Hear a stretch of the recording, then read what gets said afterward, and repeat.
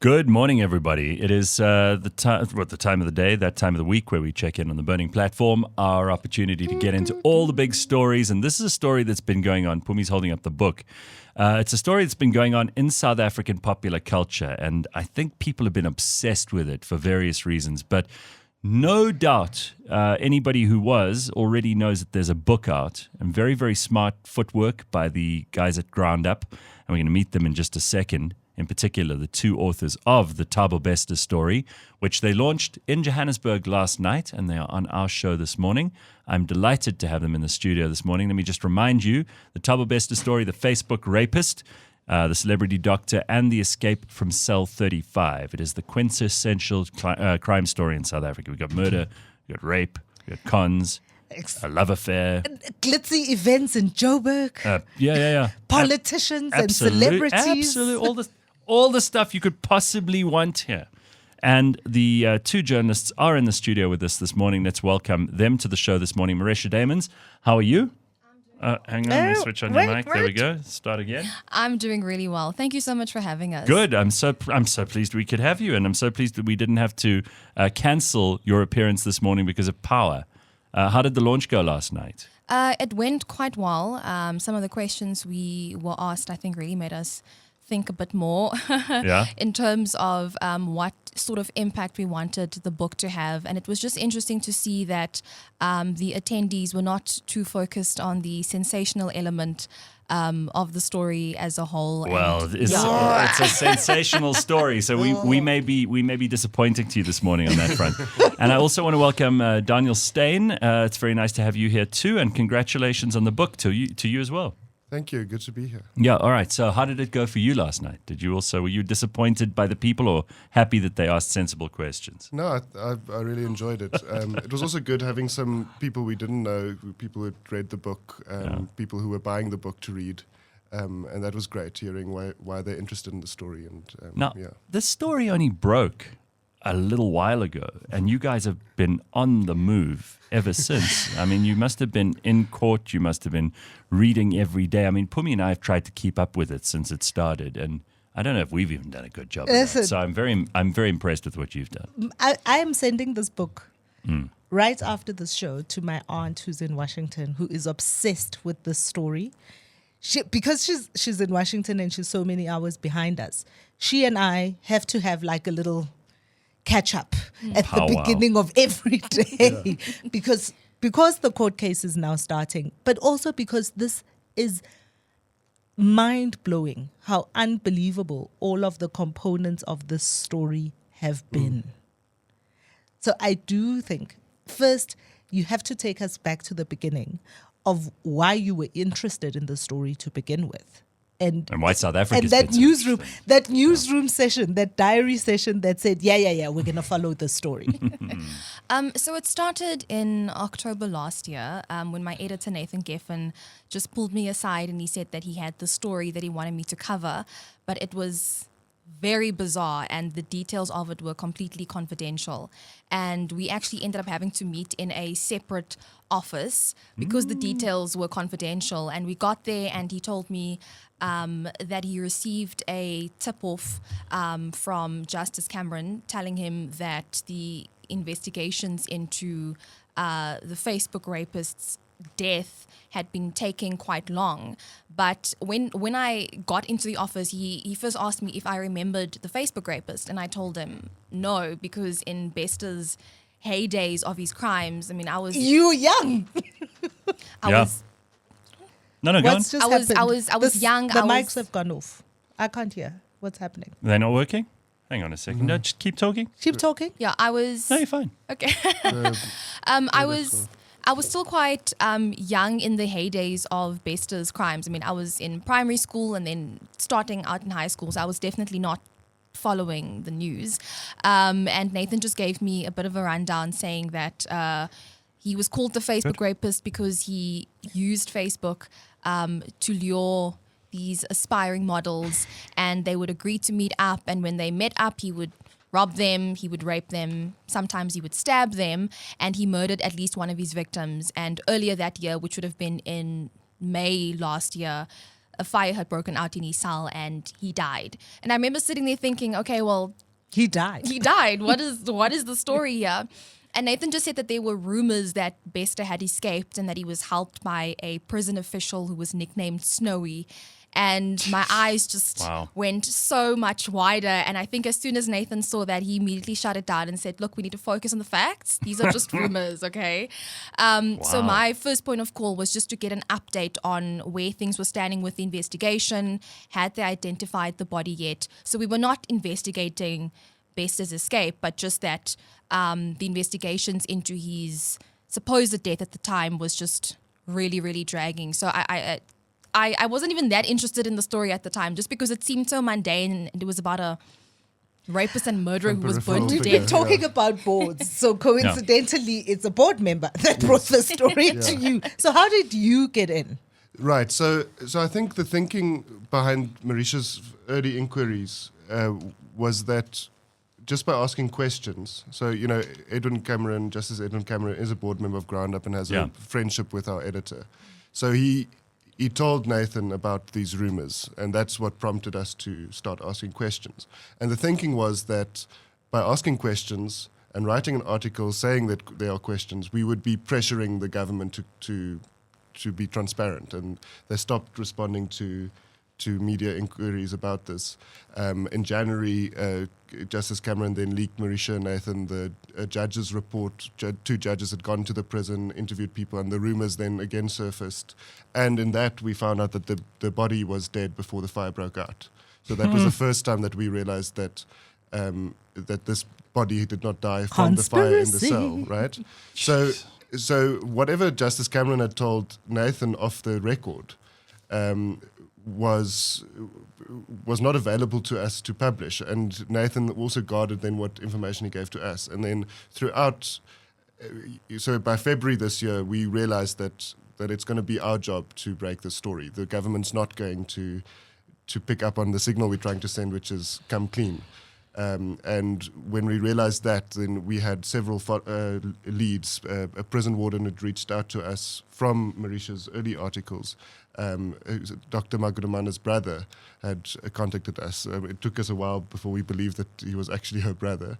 We learned about the court case that she had brought shortly after the fire, where she tried to claim Thabo Bester's body.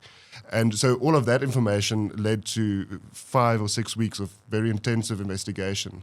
And then on the 15th of March, we were able to break the story.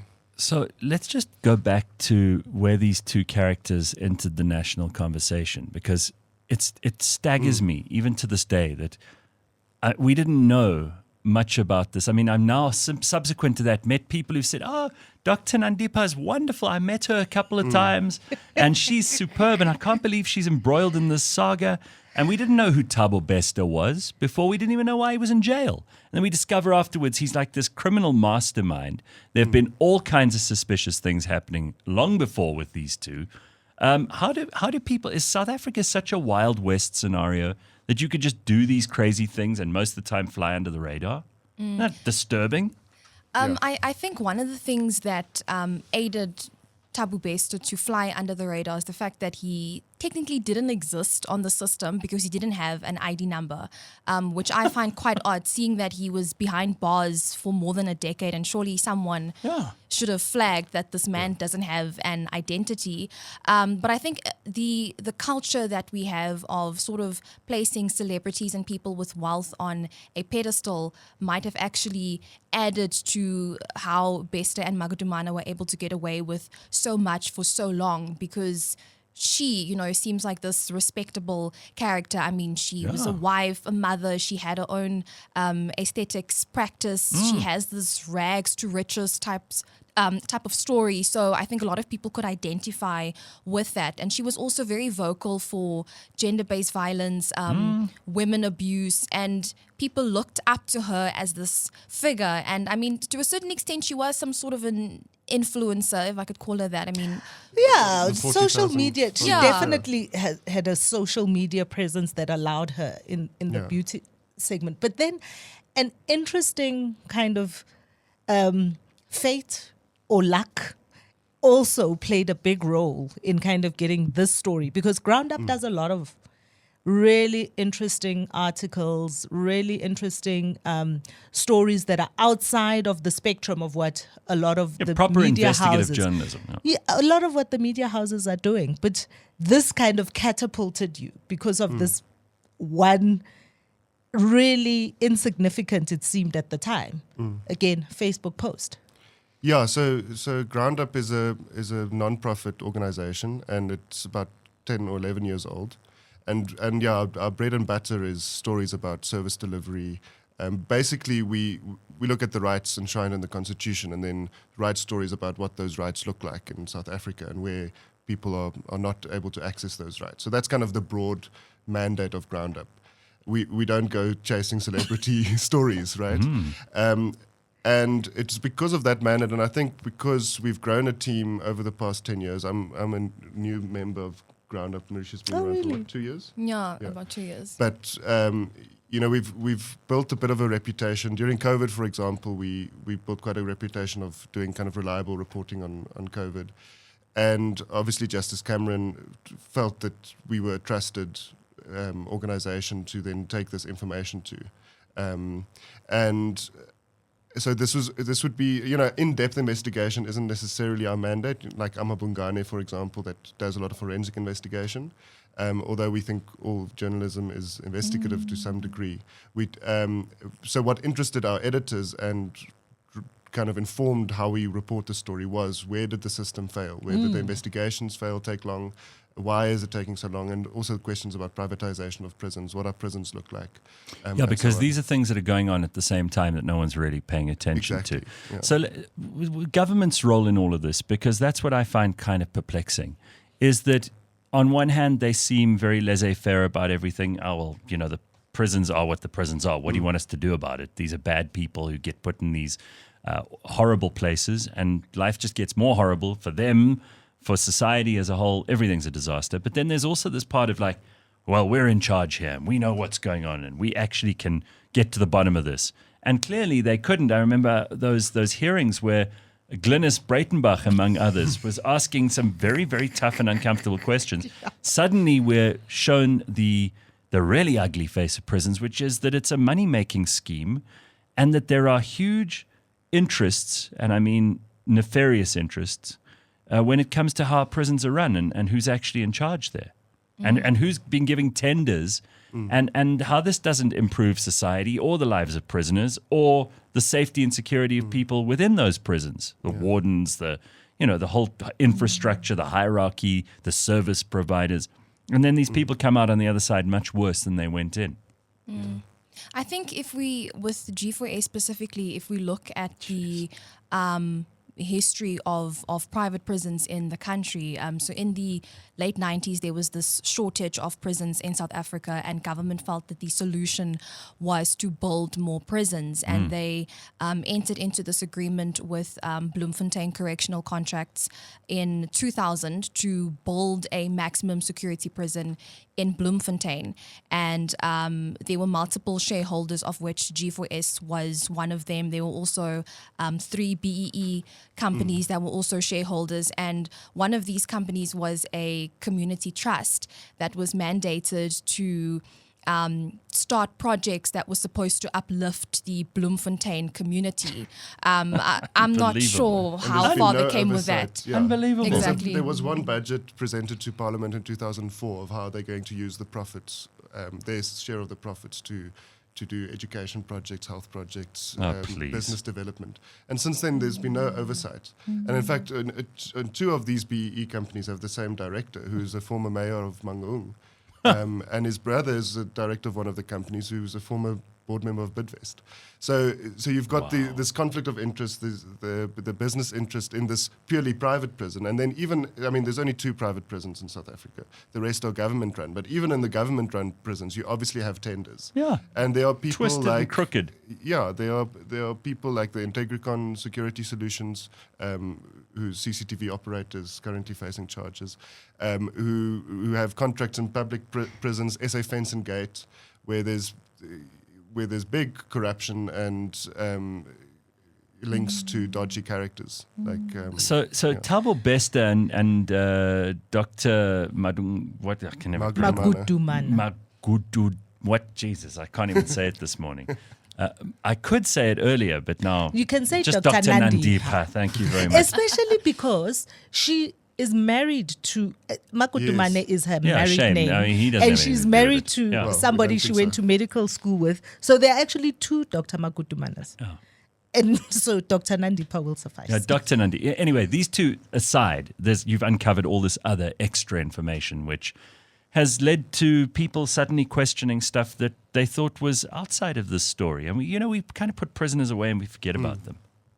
It's a bit sad, actually. All right, so let's just move on from there, because the case itself has become very, very interesting, and you've got social media all ablaze with every small detail Every of their detail. body language and what's going on behind the scenes and the love affair and all of this stuff. It's hard not to get distracted by this stuff when you're also trying to tell the actual story, and you guys are journalists.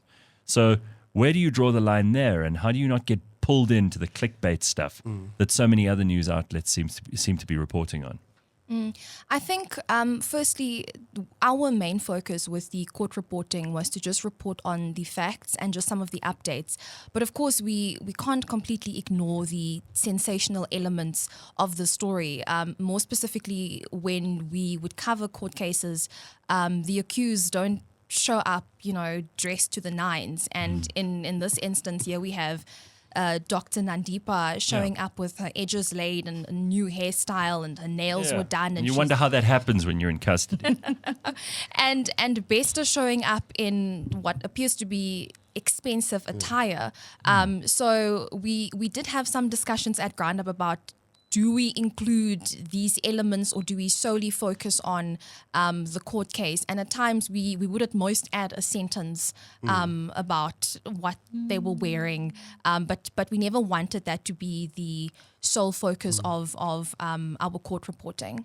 I also think they're putting on a show, right? Yeah. I mean, in court, and they thrive on the social media buzz, even if it's negative press. So we don't necessarily want to feed that, but we want to report on the court process. And I think our approach going forward with this is going to be making sure, reporting on where maybe the court process is being delayed, the legalistic aspect. So that was the thing that stood out to me about the book, was exactly that. The fact that it doesn't have any of the salacious stuff. It really is. It's a serious look at where some of the failings are, but also at the entire story around it. And I'm wondering how you find the balance, because it's so easy to not even know where that information has come from, because it's everywhere all the time, and picking those things apart. How do you, in the newsroom, make sure that those things don't filter back into the writing? I think one of the most helpful elements are our editorial team. And how they have guided us into what we should focus on and what we perhaps shouldn't include with the court reporting. I think with the story as a whole, at GroundUp, there is a certain style of reporting that we focus on, and it generally does not include salacious elements. But once again, we can't completely ignore it. Exactly the salacious and sensational element of it, because I think that adds to the bizarre element of the story. So it was definitely the support of the editors, I believe, to just sort of refine our writing. And even with the book, the editorial team, once again, because I know with our first couple of drafts, we were very forensic, I think, focusing on the technical elements, but the editorial team was saying, hey. If you want to sell books, you got to put some more of that salacious stuff so in. the book is obviously not a GroundUp project in and of itself. So that we were able in the book to go a bit beyond GroundUp's mandate, and to explore aspects that fascinated us. Nandipa's childhood, Thabo Bester's childhood. So there's interviews with Bester's mom, with So tell us, without giving away any of the things that you want people to go and buy the book and read for themselves, there have to be some things that you've even discovered in doing the backstories and all the rest that have blown your mind and that help color in those things that are missing for so many people. Because these two do seem like they're almost fictional characters in some ways. So when you actually find out, no, these are real people, this is how they grew up, this is why they're the way they are, this is the kind of lifestyle that they had together and separately before the story broke. That's interesting, right? Give us some little nuggets. A hint. This is your ad break. Yeah, this is where you get to promote the book by telling us, here's what I'll give you in there, and there's more, right?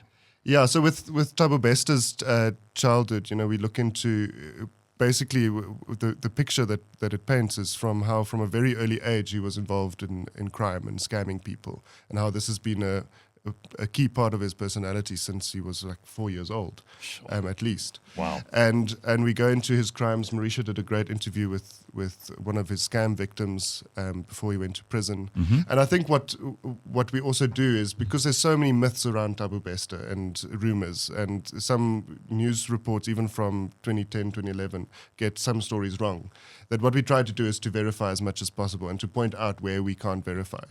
And then with Magudumana's story, the same thing where, like Marecia mentioned, the rags to riches story, going back into her family history, how her parents got married in a township in Durban, moved to Bizana, and at the point of transition to democracy, where they benefited from a political transition. They were the first black family to own a house in Port Edward.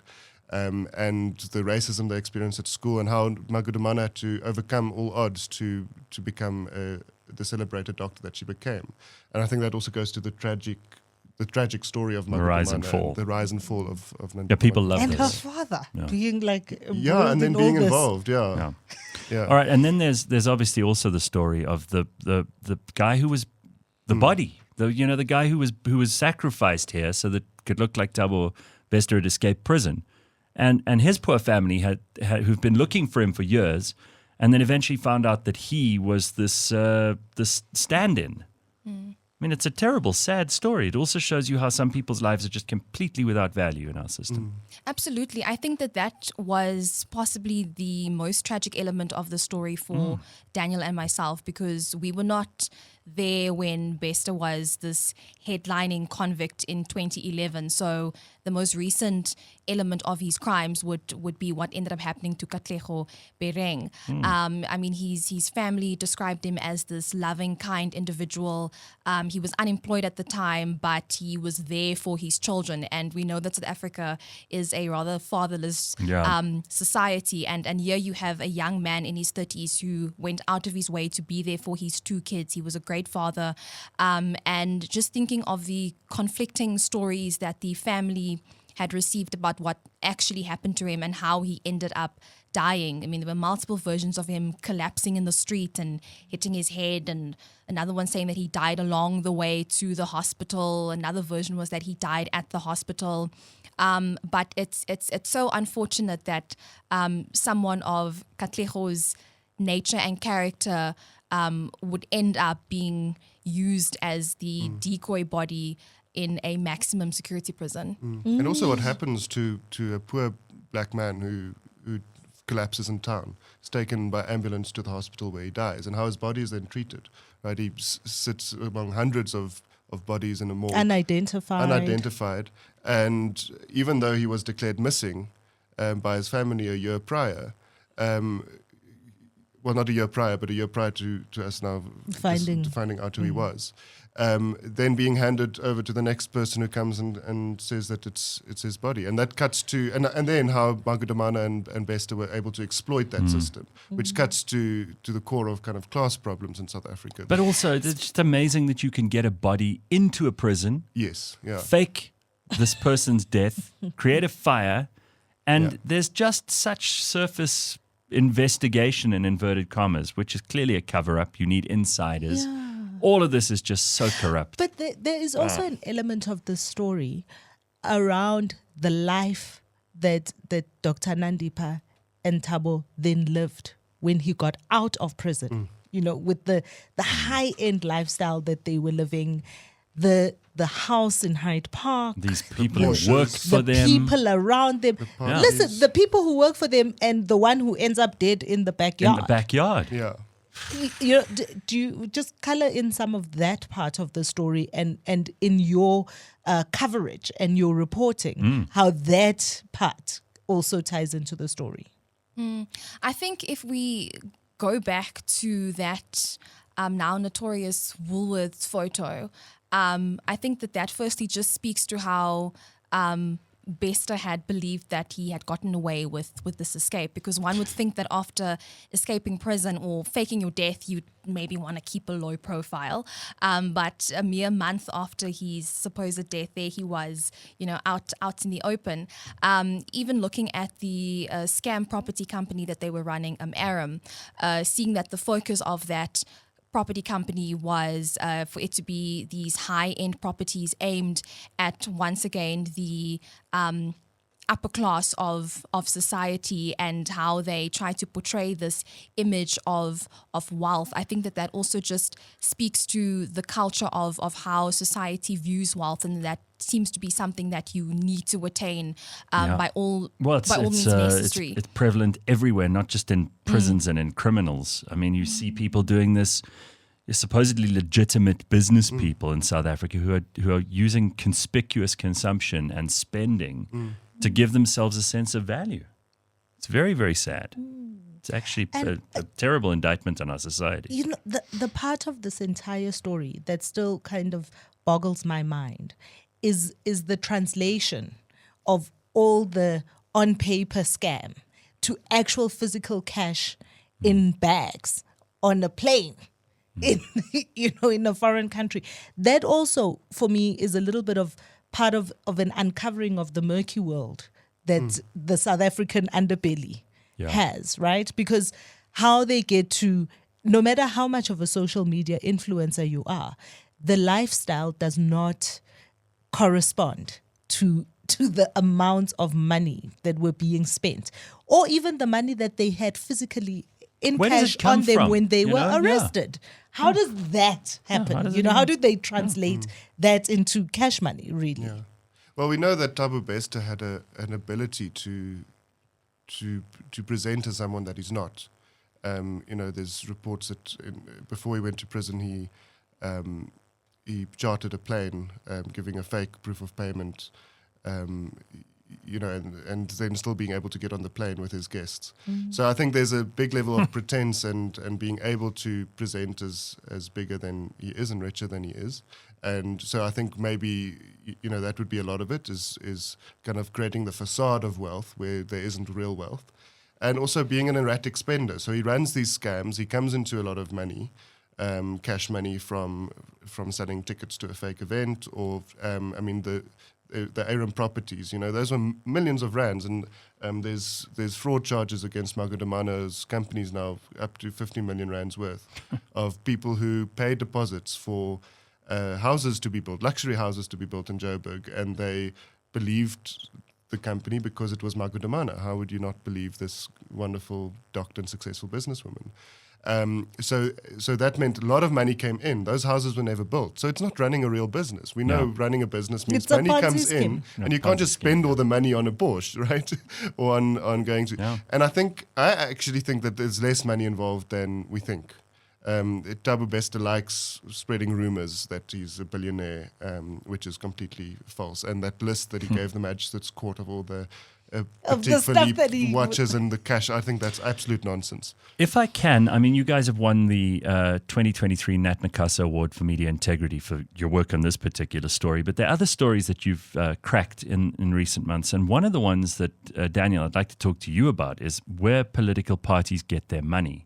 Because that, while we're on money, is a fascinating story, and I don't think the murky underworld. Again, I don't think most South Africans even have the slightest inclination as to who's funding the political parties, and that is important because these people have the ear of those politicians. So when it comes to creating laws or escaping laws or doing whatever they want in the private or public sector, if you are the one paying the political parties, guess who gets the first say and the biggest say in South Africa? And this is a very frightening idea. For most of us, we think, oh, well, it's political parties, votes, it's what they say on the campaign trail. That's not the case. Yeah, so we know obviously that the richest parties are the ones who have the biggest campaign budgets. Yeah. And where influence comes from money. So there was a bill that that now mandates that political parties disclose all donations above 100,000. This is a law that's been passed. Which is that's being why the resisted IEC, again. the IEC once a quarter will publish what has been declared. Yeah. So what have we found out since this law has come to pass? So an organization called My Vote Counts, which is a great organization who's been advocating for this law, has developed this web tool, which is a story that you're referring to that I did a report on, that basically collates all this data and visualizes it, showing where different political parties are getting their money from. And the biggest takeaway, you've got the Oppenheimers, for example, funding the DA. Marecia and her daughters. Yes, but I think the biggest kind of headline there is the United Mangalies of the Kalahari, which is a front for a Russian oligarch, and money that's going directly into the ANC's coffers. And I think that's when we think about United Lady R, Mangalies of the Kalahari. It's a mining company. I mean, they make steel in the Northern Cape. Yeah. And who is this Russian oligarch? I can't remember his name now. It's phenomenal to me. So these guys are responsible for 27% of the money that the ANC gets. Yeah. Unbelievable. So obviously when it comes to policy like Russia, Ukraine, exactly. we cannot take the ANC seriously if 27% of their money comes from this Russian oligarch. But it's also interesting when you look at that funding is how well spread everyone's risk is, right? So you give to the ANC, you must give to the DA and the EFF. Yeah, so these people aren't even principled, these donors. They basically are trying to cover the bases. They're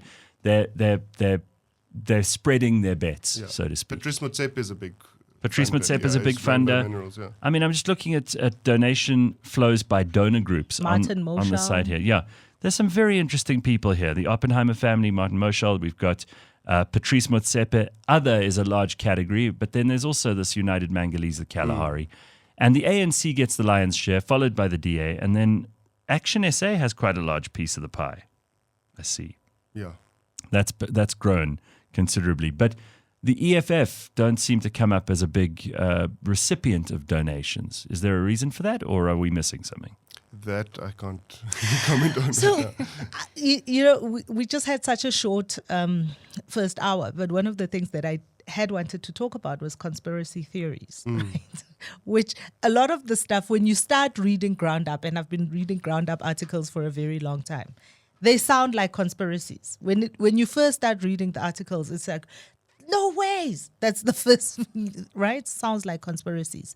And similarly, when you look at things like political party funding in South Africa, and the story that very quickly went away a couple of weeks ago with the fake proof of payments for the EFF. Yes. Yeah. And AfriForum. Yeah. And how quickly that all went away. But underneath all of that, there really is a story, I think, that isn't being looked at thoroughly enough. Maybe because of money, maybe because the main big news owners have their own point of view of who they support in the space. And I'm interested to know how you decide in the newsroom, in the diary sessions at GroundUp, that this is too far-fetched a story to follow up, or are all stories up for discussion and maybe following up? Well, normally when we do get multiple tip-offs, as bizarre as the story might seem, our first point of call is to firstly see, is this a ground-up type of story, and is there a clear failure of the state? But secondly, it's whether this source has any proof to back up some of their claims.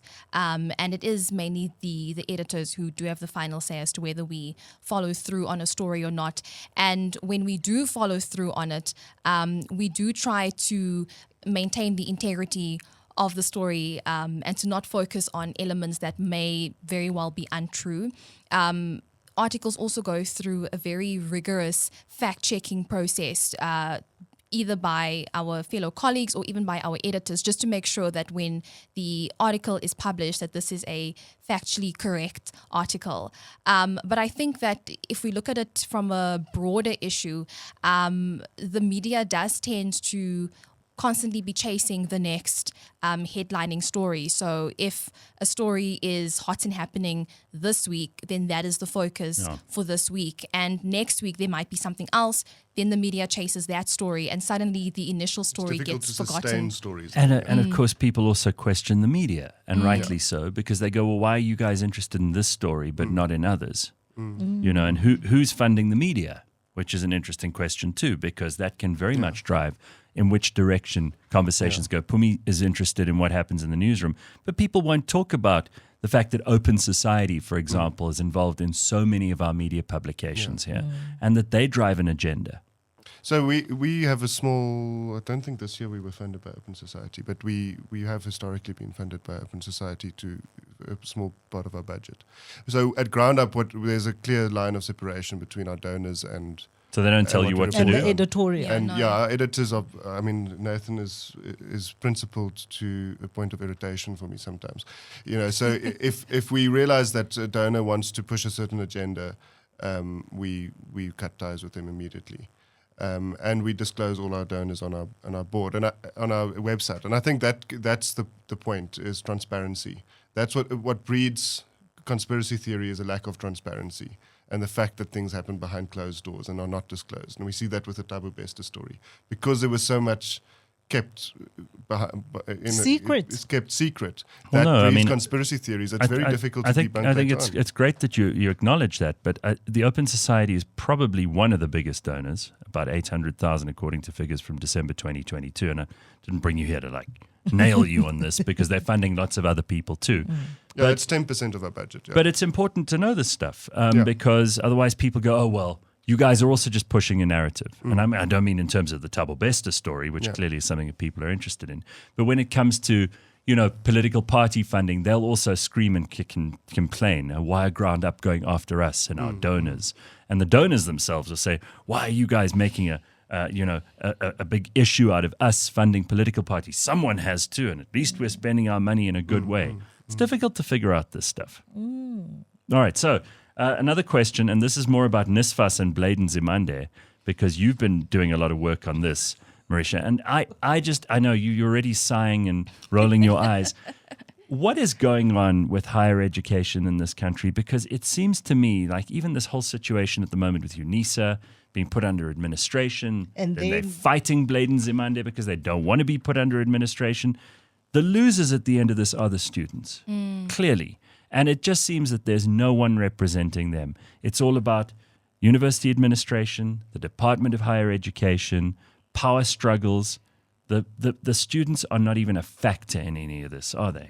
Yeah, so I wasn't even entirely aware of the NSFAS issue until earlier this year, when some of those protests had started, and I actually got a better understanding of things by speaking to the students who were saying that they hadn't received their allowances, meaning that they couldn't buy basic toiletries or food, and you need that in order to study. And also, if you haven't paid your fees, you can't access your results, and they need. And then you can't register for the following year. Exactly that. It's got a knock-on effect. Exactly that.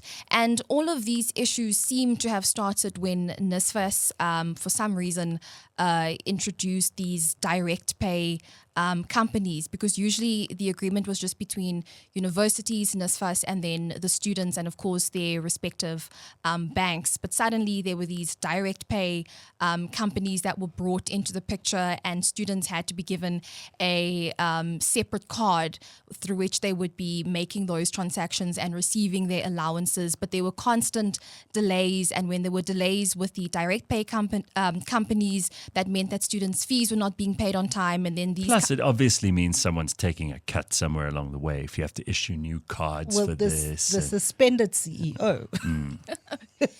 Exactly that. Jesus. The suspended CEO blames board interference.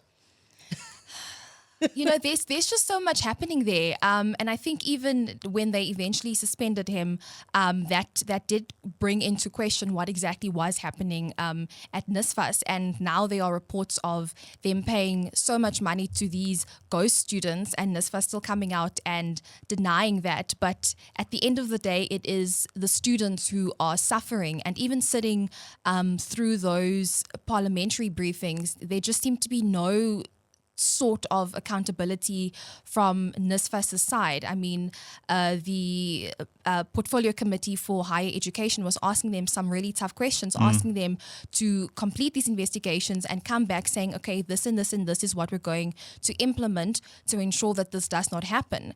But then at the next briefing, they're not there. And to me, that just speaks of how... Well, it makes me think of G4S also arriving for those parliamentary hearings, which you guys report on. And they just don't seem to have answers to any of the questions. No one has actually sat down, including their own legal counsel, and briefed themselves on what the hell to answer here. What is the truth? But also there's so a much level- obfuscation. But also a level of hubris that comes with having political cover. So a lot of the individuals have lots of access to highly placed politicians, and they become the political cover that allows them to get away with not having to answer to anyone, or feel that they can get away with not having to answer to anyone. Also because of who they spend their money on and who they support in the political races. Well, It's all interconnected. I don't expect our guests to comment does on that sound like a necessarily, because it This does does sound sound like a conspiratorial. conspiracy theory show. We'll leave the conspiracies to you, and we'll investigate. In the last 3 or 4 years, the conspiracy theorists have been more right than almost anybody else. So we've just got to be careful where we start speculating. So what are you guys looking at now in terms of this Thabo Bester story? Where do you see it going? Because it feels to me like so many things that get that end up in the courts, they just get stuck. And there are processes, and there's this Stalingrad approach so often from the people who are either being prosecuted or the people who are doing the prosecution. And I don't know whether people And delays. and people in society they've given up. They look at half the stuff that the NPA is doing and they go, I don't even believe you. We just Right. saw Coco being acquitted yesterday, right? He's not acquitted. The case has Eskom- been Eskom struck Coco. off the Yeah. roll. Coco Really? Matsela, the case has been struck off the roll. He has not been acquitted simply because of unreasonable delays on the part of the NPA. So it's two different things. Coco may want people to think that he's been acquitted, but he has not. Yeah, sorry, not but acquitted, it does but yeah. also show that our the NPA major doesn't- failing at the NPA and Shamila Patoyi Yeah, bringing so, cases to court. so with Thabo Bester, I'm worried that the same thing is going to happen. So Stalingrad approach, we saw that with Magudamana bringing civil cases, Right. trying to get the High Court to say that she was unlawfully Extradited. abducted. Yeah, and just the lack of strategy on her and her lawyer's part, like changing the case halfway through. It's clumsy litigation, and then they struck a nerve and they actually got something right, which is that the government did mess up in Tanzania. She wasn't supposed to be brought back in the way that she did. They should have extradited her with process. But then the fact that she said before getting on the plane, yes, she wants to go and see her children, is the only thing that makes it legal, according to the High Court. But she says, no, you cannot consent to an unlawful action. So now it's going to be heard in the Supreme Court of Appeal.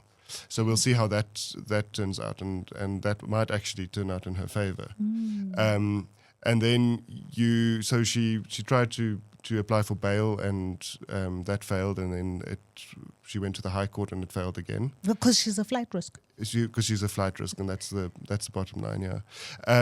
But then in terms of the criminal trial, I'm worried. So we had 12 people facing charges. 3 charges against 3 of them have been withdrawn because of lack of evidence. We had a murder charge at one point because of Katlego Bering. That's been withdrawn because of lack of evidence.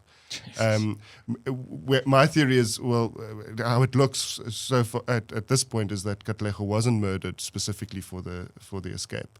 But the fact that the NPA would even then Bring charge that. them then with that is worrying.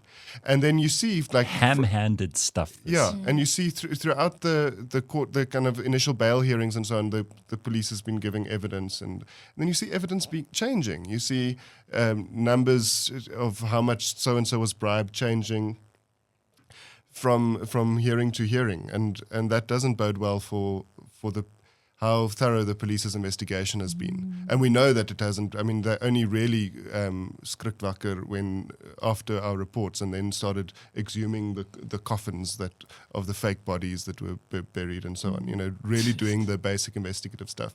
Even though they knew by at least July last year that the DNA didn't match, that the body was dead before the fire broke out, and that Magudumana was involved. Well, and this case for me is also interesting because it's happening in parallel to a case that's been going on for 10 years. This is the Senzo Meyiwa case. Oh my God. Yeah. Also one where we've been high profile individuals, lots of very murky dealings. Now you've got these charges. Now, at the moment, you know, they're busy talking about a trial within a trial because there's so many things that are shifting and changing. And you focus on the failing of the state in many of these cases. Very similar case, I think, is what's going to happen with this. So 20 years from now, we'll still be having this conversation about whether or not she was supposed to have been extradited, whether Thabo should or should not be in prison, and maybe another escape. And I think that that's one of the most concerning elements. I mean, in the earlier court cases, the state mentioned something of 30-odd witnesses. And now you're thinking that if cross-examination still needs to take place, if the state still needs to get their affairs in order, and now you've got the defense team poking holes into the state's case that is constantly changing. How long is this trial going to carry on for? Are we going to constantly see charges being dropped and changed every now and then? Are we going to see more individuals who should have been brought to book suddenly seeing that their charges have been dropped due to a lack of evidence? And just how long is this trial going to carry on for? Because even with the Senzo Meyiwa case, I honestly was quite shocked because this story started when I was in school. I finished school, went through varsity. Frightening. I interned, and 10 now I'm a years. functioning adult. 10 years. And Barely exactly. functioning adult. and a very capable investigative journalist in this respect. But I just feel like the public, there's also this weird thing that happens, and maybe you two can comment on this just from an observer point of view. I'm not expecting you here to be a journalist, just to be a human. Society is fascinated by these characters. And I think if Dr. Nandipa got out now, there'd be a bunch of idiots outside court, like, celebrating her. Right? Weird, like, just stupid people who are just entranced by celebrity and wealth and this narrative that she's crafted for herself. They'd be fans of hers. They'd be excited to meet her, and they'd want to be around her. There's that element. And then there's the fact that South Africa is a place where there's no accountability for anything. And we're still waiting for Senzo Meyiwa's killer to reveal themselves. We're still waiting for someone to come to us with some facts on the AKA murder, which happened not so long ago. We're still waiting for this court case to be resolved, for someone to end up in a prison uniform. And then when they end up in a prison uniform, as this story tells us, nothing happens. Sometimes you just get away. And I think big headline kind of stories of this nature also then call to mind what is happening to the little guy. Yeah, I was about to mention. So that, when we think even about Katlego and what happened to him and his body, is there are so many, we know this, our prisons are overfull, right? Whether it is awaiting trial prisoners or whether it is people who are actually serving time. But there are so many stories of so many individual failings within the system that people's rights are trampled on.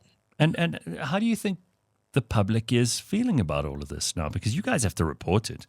So you either make it better or worse. What do you say to all of that? It's a lot to respond It's a lot to respond to, yeah. I think firstly with the element of people being somewhat taken aback and by Magudumana. If we look at something as basic as her Instagram following, when we started the story, she was sitting at 124,000 followers. She's now well over 200,000 Instagram followers, and she's since privated her account. But why would you consciously go into your phone and follow someone who is involved with a convicted rapist and herself murderer? might have been a murderer. Well, this know? is the macabre. We like to watch train wrecks, right? There is also something very sinister about the pop culture we live in, which you've touched a nerve with this particular story, in that we like to watch what happens next. We like to see the lives of these people and how they fall apart, essentially, if they fall apart Yeah, but at all. I mean, that's why reality TV is so big. Yeah, but can't we Why do write- you think people can't we like write Real some decent- Housewives? Can't we write some decent fiction stories rather than have this stuff happen in real life? Do you want to say Because- anything about it, Daniel? Because fact is stranger than fiction. Maybe. Yeah, I think the celebrity culture is one of the most depressing things of this story. yeah. You know, like the veneration of people who have money and the obsession and the love of wealth and money and greed. And I mean, and that's what they used to lure their scam victims. It's possibly what Bester used to lure Magotumana in the first place. And we see that because there's a moral bankruptcy to it. Yeah. Because our system, and I think that's what it goes to, is that our system is immoral. You can't get to the top of our system economically, financially, without somewhere Being dishonest. being Scamming dishonest, someone. being corrupt, Yeah. and that's the thing. And what we see with Thabo Bester is that he exploited that, and people and society's love of celebrity and elegance and opulence, and then he also exploits the court system and the justice system. He slips through the cracks and exploits the weaknesses. In order to get ahead. He exploited the fact, for example, that a prison supervisor who's in charge of the whole Broadway segregation unit in the prison earns 15,000 rand a month. And you promise him, I think 80,000 rand, I'm not sure what the number is, but you promise him a few 10,000 rand, he's going to help you escape. We cannot close this interview without having a conversation about that glitzy affair in Sandton. Yeah. Let's get into it. Yeah. What do you want to know, Pumi? Because that event, which was a launch, I think, drew so many high-profile individuals to it.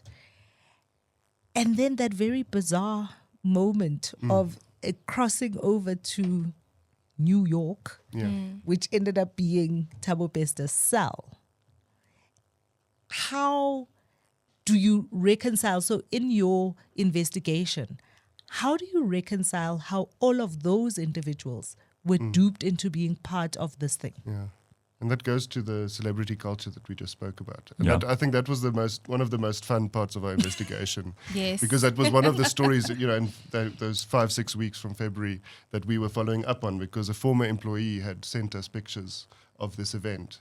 And it actually said that A press they'd gone release. to the media back in 2020. And of course, no one knew who Thabo Bester was. No one believed. It just seemed like a crazy story. And when Marecia started publishing those first stories, she sent us an email with these allegations, and that was just bizarre. Yeah, like I remember when I phoned this person, I was like, well, firstly, thank you for reaching out to us, but please just give me a bit of a background on what exactly is happening here. And she told us that she was a former employee of someone named Tom Mutsipe, and that back in 2018, there was this woman in media scam, which I remembered because I used to live on the streets of Twitter. So I remembered that the woman in media conference was the biggest scam from that time.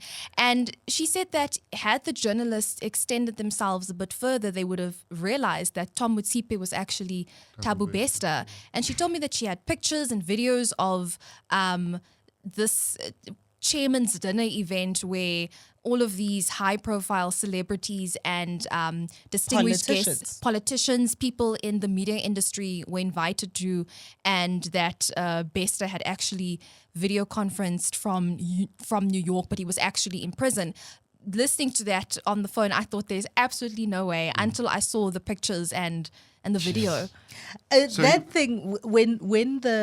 Because some of the people who were billed to be coming to this event were actual like Hollywood A-listers who then went to Twitter to say, this is fake. I am not coming to South Africa.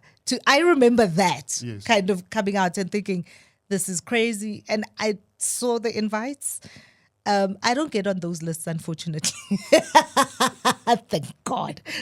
I don't like to leave my house. Mess. And they were selling tickets for like 2,500. They were selling tickets. And that's what that goes again to the celebrity culture and how many people in South Africa can afford to pay 2,500 rand to go to an event. 0.2% of our population, right? Yeah. So it exploits that segment of our population who want this glamour, who are addicted to this glamour and eloquence. You'd think that the people who had any money wouldn't be stupid enough to throw it down a hole like this, but clearly they're also very, very stupid people.